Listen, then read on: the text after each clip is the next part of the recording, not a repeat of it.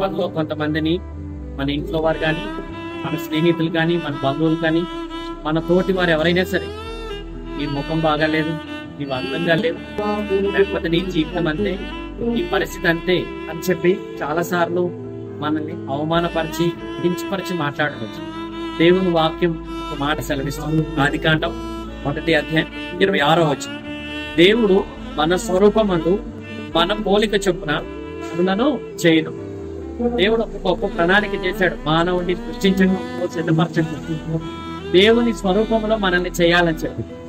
అంటే మనల్ని ఎవరైనా సరే ఏమైనా అన్నారు అంటే అది నిన్నన్నాడు కాదు, నిన్ను సృష్టించిన, నిన్ను సిద్ధపరిచిన మన పరలోక తండ్రిని అన్నట్టే.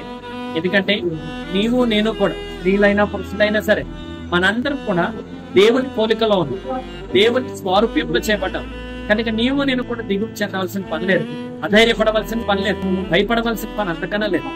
మనం దేవుని పోలిక, దేవుని యొక్క స్వారూప్యంలో ఉన్నాం. దేవుడు మనల్ని సృష్టించాడు, తన స్వహస్తాలతో సృష్టించాడు.